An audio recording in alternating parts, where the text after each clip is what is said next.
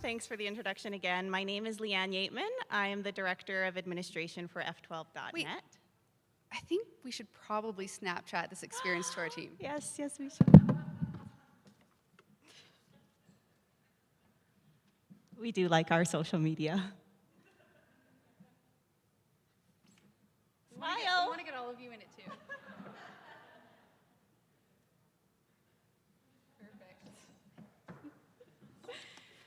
All right, so as you heard a little bit in the introduction, I have been with F12 for almost 17 years, so that has been a long time. And like many of you, when I first started in the career, I was one of very few women in the field, so I definitely appreciate everything that you go through, and what you deliver to your industry is invaluable, so we have a lot in common. Because of my 17-year history, that also makes me part of the Gen X generation. And why that's important is because throughout the presentation, we're going to talk about different forms of communication and different generations and what that means in business. So as a result of being part of the Gen X group, I do accept social media. I'm actively involved on several platforms. But I have to say that even after all of these new technologies and new tools are available, my preference is still email, and you can't beat face-to-face communication. So my name is Clare. I'm the procurement manager for F12, and thank you for the wonderful introduction. I've been with F12 for just over 5 wonderful years, and I am a member of the beloved millennial generation. I do use a lot of social media platforms, admittedly. I do about 5 to 10 Facebook posts per day, but don't judge me for that. It's not the most out of all my friends. I use Snapchat, and of course, and Twitter, Instagram, Pinterest, and pretty much anything new I'm willing to try as it comes along. When it comes to business, I'm pretty open to any form of communication. I use email, I use collaboration tools, instant messaging, and text messages. Any way that I can communicate with my team that works for them is okay with me.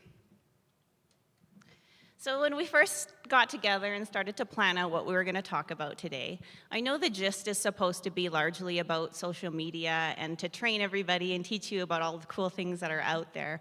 But when we really thought about it, we started to wonder if maybe communication wasn't fractured as a result of all of these new and wonderful gadgets and tools that there are out there. Maybe communication has always been fractured. And when we even think back into, generations ago, even before something as simple as the telephone, I'm sure that they felt communication was fractured back then when they had to make these monstrous changes. And I can't imagine what people went through when they thought about the internet coming in and all of these different things that they could look up online and have at their fingertips. So communication to us has always gone through that evolution of change, and as a result of the complexity, there's always going to be forms of fracture. So today our presentation will definitely touch on social media elements, but largely we're going to focus on some best practices to keep in mind as you're dealing with multiple forms of communication, and try to give you some tips that you can introduce into your organizations to maybe keep it a little tamed down. So we're going to tell a fable, and we thought a fable might be a good way to help people identify with different characters and different stories that you might experience in your own lives. So we'll try to keep you interested while you wait for dinner. Exactly, because it's always hard to be the presenter just before dinner. We realize this, so bear with us. So the prologue to the story, there's a few things that we'd like you to keep in mind as you hear the stories of these different characters. Number 1, when did communication become so fractured? Number 2, how do we improve the communication? And number 3, what impact will improved communication have for all of us? So let's start our story. Meet Networker Dave. Networker Dave is a member of the baby boomer generation, and he's the CEO of a very successful company in the supply chain industry. Networker Dave loves face-to-face communication more than any other way. He's very animated when he talks to people, and Networker Dave has a story for absolutely everything. One word in a conversation with Networker Dave can lead you down a 20-minute tangent about some experience that he had that was totally awesome, but totally not related to the topic that you were talking about before. Leaving a discussion with Networker Dave, you feel kind of excited, but you haven't really been heard or expressed an opinion of any kind. His team finds it very frustrating in meetings because they can't really get a word in and they don't have a chance to have the strategic discussions that they were hoping for. And he really likes his 80s cell phone. Well, he just won't get rid of that BlackBerry. Hey! So meet networker Donna. Networker Donna is the operations manager at Networker Dave's company. She is also a Gen Xer, much like me. However, this is dramatized, so it is not me. I just want to point that out. But Networker Donna can often be heard in the halls of the organization saying, please send that to me in an email after she's had a long conversation. And the emails aren't just long. They're like, you have to scroll 3 or 4 times just to get to the end of it, and by that time, you don't even know what she's talking about anymore. So most of her team is pretty frustrated because they're so long that most of the time they just see the email come in and then they click that they've read it and they don't reply because they just don't even want to get involved. But at the same time, Networker Donna is super frustrated because she can't understand why nobody gets the point of what she's saying. And I can relate, Donna. I hear you. Your emails are much better than I've that. toned down over the years. So meet networker Colton, who may or may not be based on a real person at F12, but And he totally has hair that looks like that. he kind of looks like that a little bit. And networker Colton is a member of the millennial generation.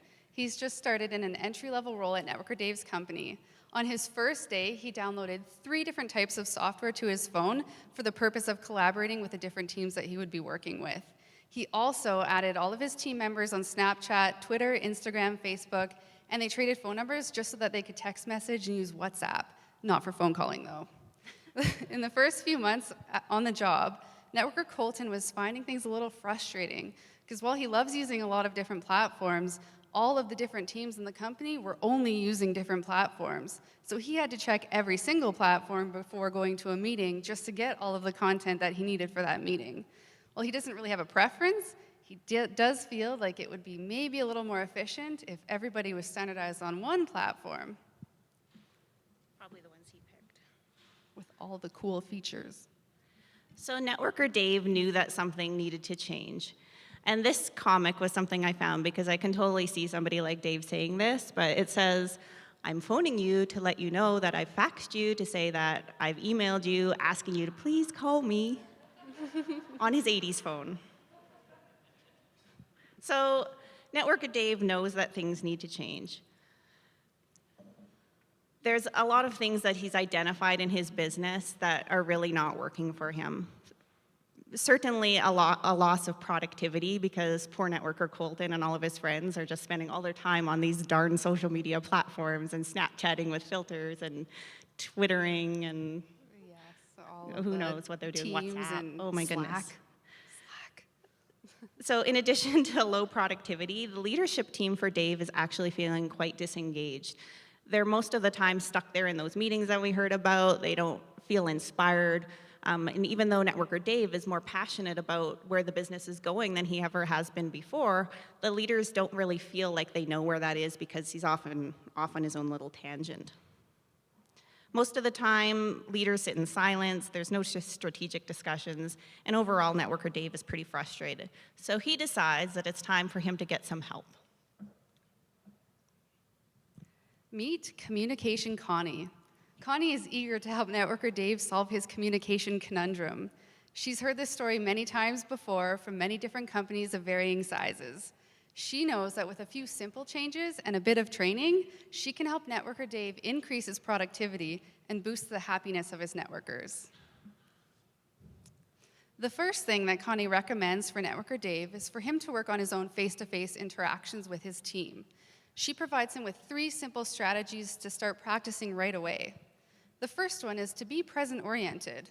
We are all guilty of thinking of really cool stories as we're having a conversation with someone, but while it's really fun and awesome for us because it brings back this flood of wonderful feelings of an experience that we really want to share, the downside to that is that it draws away from the conversation that you're having in that moment, and it can make the other person feel like they're not contributing. It's better to avoid talking about the past or the future and focus on the conversation that you're having in that moment and talk about the topic that you're talking about right now. Which leads to the next piece of advice from Communication Connie: listen to respond, not react. We all have great stories. When they come into your head and you really want to share them, try to let it go. It often brings the conversation off topic and can make it feel really one-sided. Instead, listen actively and ask open-ended questions. Questions that start with who, what, where, when, or why. This will lead to a two-way discussion that can get a lot more in-depth and can help all of the parties in the conversation feel like they're equally contributing.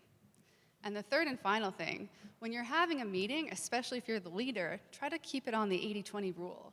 So if you're leading a meeting, talk 20% of the time, just enough to encourage the conversation in the right direction or put in some key strategic points. The other 80% of the time, your team should be doing the talking with you and with each other. This will lead to a lot more strategic discussions and will help Networker Dave have all of those discussions that he wanted to have with his team to move his business forward. That actually reminds me of a time. Do you remember when you and I were at that so conference awesome. in Orlando? And like the best. There was water slides. Oh, that's so exciting. Sorry. Tangents. Do not go on tangents. They take the whole thing offline and derail everything. Stick to what you set out. Hopefully you had an agenda as well.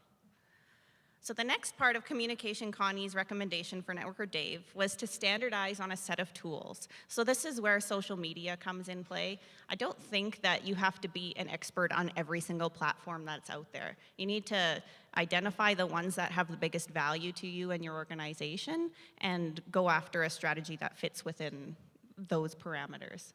So in general, we recommend picking no more than 5 communication tools, and each one of those should serve a different function. So for example, one may be a social media platform, one might be a team collaboration tool, so something like Slack or Microsoft Teams. Exactly, and there's tons of information about what these tools are online if you're not familiar with them. Instant messaging. Instant messaging goes beyond text messaging in today's business world. There's Skype. And WhatsApp, and they're all conversation oriented, and they are valuable tools as long as you set parameters. Don't forget about email. Email isn't going anywhere. It's still my favorite. And we can't forget about Dave and his old-fashioned phone. The phone is also a very valuable tool that can't be replaced. So pick no more than 5. And then after that, you need to put in a transition plan for how you're going to streamline your communication within your organization, picking those 5, and set a time for when you'll implement those and kick the other ones to the curb. So you might have 25 different methods of communication going on in your organization. You'll streamline the 5 and ditch the rest of them. And after that, you'll need to hold people accountable. If they start to relapse and they start to introduce new tools, you really do need to keep focus. Otherwise, you'll just find yourself back in the same spot. So the third recommendation from Connie's communication overhaul was to make sure that everyone is trained on the decided platform that you've chosen for each segment. So when it comes to email, keep it short and simple. Email is great for reaching a broad audience, but with that comes a multitude of different personality types and styles. Keep it short and to the point. Everyone will get the message, and if you find that you have too much information to put into an email, you probably need to book a meeting. You can use emojis too. It's true. For instant messaging, it's great for asking a quick question or seeing if somebody's available to take a phone call or book a quick meeting, or if you're trying to find someone to go to lunch with. It's not the best thing to use when you're trying to convey important information or have a strategic discussion. The downfall to instant messaging is that the context is often lost because you don't have the tone or the expression behind the message. With collaboration platforms, keep it business related. With this kind of software, there's a ton of features. Discussion boards, you can have specific topics for certain teams, file sharing and collaboration, team KPIs displayed, and you can even have real-time video. It's best so that you don't end up with 20 different threads on people's favorite pet videos and video games if you make sure that you have a good practice in place and keep it business focused. True story. This didn't happen at F12. For social media, when you're using platforms like Facebook and Twitter, have somebody dedicated to managing the content. Focus on quality over quantity, and if you have clients who are interacting with you on those platforms, make sure you're immediately responsive. And if it makes sense for you to be communicating consistently with your clients over these platforms, It's a good idea to have a strategic plan put into place for the content and someone to manage the responding as part of your overall marketing strategy. And don't try to do it all. Focus on being really good at one or two platforms and forget about the rest. And don't think that you can do it all. You don't have to be an expert on all of these different tools. If you reach within your organizations or your peer group, trust me, there are people who have a mad love for every one of them, and you want to leverage them as much as you can. Otherwise, it really is a time suck. You'll be doing it all day long. There's one other stat that came up, and it's relating to meetings. And the stat was 46% of employees rarely leave a meeting knowing what they're supposed to do next. And while meetings aren't a specific part of a communications plan, I thought it was an important point to highlight because it's where a lot of the communication actually gets distributed, especially if you have multiple levels of management or layers within your organization. So one of the things that we practice internally at F12 is we run a regular scheduled set of meetings throughout a month, a quarter, and a year. And we've stuck to those now successfully for, I'd say, 3 or 4 years. And they're based on a book called Mastering the Rockefeller Habits. And if anybody's familiar with that book, you'll know what I'm talking about. But the routine was excellent at driving accountability and discipline throughout the organization and giving us those key points to drop communication notes to the rest of the organization. So a couple of best practices when it comes to meetings. Set the regular schedules for the meetings and then stick to them. Don't delay them because a couple of people aren't there. You follow the same routine all the time. Always have an agenda. We have a networker internally, true story. Networker Joseph. Who will not attend a meeting if you do not give him an agenda in advance. And he's also a millennial, which is a weird combination. Stick to the time that you booked, so take a realistic approach when you're planning the meetings if you need a full hour. Often we've heard tips of saying to book it for kind of an odd amount of time, so maybe book it for like 50 minutes instead of 60, and then really strive to stick to that time. It helps you keep focused and on track. And then if you're a leader or a facilitator at that session, you want to stick with your 80-20 rule again, like Claire mentioned. And just like with email, kind of in the opposite sense, if you can fit it in an email, you probably don't need to have a meeting about it. Because the other thing you don't want to do is have too many meetings or meetings about meetings, or you want to keep it real. Keep it real. Keep it real. So let's fast forward 6 months down the road in Networker Dave's organization. The changes that he saw in the long term were dramatic throughout the organization, but it didn't get there overnight. This was a 3-month process for Networker Dave. So at first, while he was super excited, it took the rest of the team a little while to get on board. Networker Colton was originally so excited to streamline, but he had a hard time letting go of all of his cool apps and toys. So the team was a little reluctant to change. But in the long run, Networker Dave did notice that the team was largely happier, more motivated, they had a clear vision of where they were all going, and the productivity went up dramatically. They were spending a little less time on all of the chats and different platforms and more focus on what they were actually supposed to be doing. And the customers noticed too. It did wonders for their brand recognition when the employees were happy and they were sharing a united vision on where the company was going. So that made Networker Dave happy too. So as we dove into the history of communications and communication technology and the evolution of that, we started to wonder if maybe communication has always been fractured. While social media and rapidly changing technology certainly do play a role, we've always had generational differences in the workplace that have played to communication challenges. Workplace diversity has changed immensely over time, and that also leads to its own unique brand of communication challenge. And whether you're a small, medium, or large business, if you're going through a phase of development, you're going to have different teams working with different tools who are all trying to consolidate on one, and that in itself presents its own communication challenges. So just as in the early days of communication, today we still have the same struggles. So how do we improve communication? Well, one of our number one tips when we thought about this was be prepared to change. And as technology continues to advance, I guarantee you that probably next week there'll be a new application, a new social media tool, a new application to download on your phone, and people will be fully distracted again. So New Snapchat filters. oh yes, those are like weekly, I think. So you want to be prepared to change, but at the same time, you do have to stick to that plan, and that's why having a plan is so important. As many aspects throughout an organization, planning is probably the biggest piece that keeps you on focus to where you're going. So have good rules and teach good habits, and certainly the results will show in time. And what does improved communication, or what result does good communication have in our organizations at the end of the day? Teams are happier, there's clear expectations, the accountability goes way up, there's a lot more wins being shared throughout the organization, and the brand is stronger as a result. So communication is everything, as we all know, I'm sure. So we wanted to leave you with some takeaways today. The first thing is to find your Connie, whether that's you or somebody you bring into your organization or a resource that you have right now that you can put into this role. Have somebody come up with a good plan for your communications and practice good etiquette. Lead by example and teach the people on your team how to practice what you're doing along the way. Another really important thing is assessing your team. So one thing that we do at F12 is, as everybody's onboarded, we do a DISC assessment. And probably a lot of you are familiar with this, but essentially what it does is it teaches us how to communicate effectively with the different personality styles.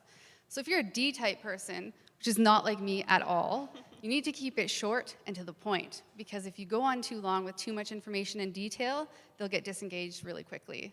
Whereas if you're a C-type person, which is not like Leanne at all, you need to be very detailed and provide that information so that they can quickly make an informed decision and move on to the next thing quickly.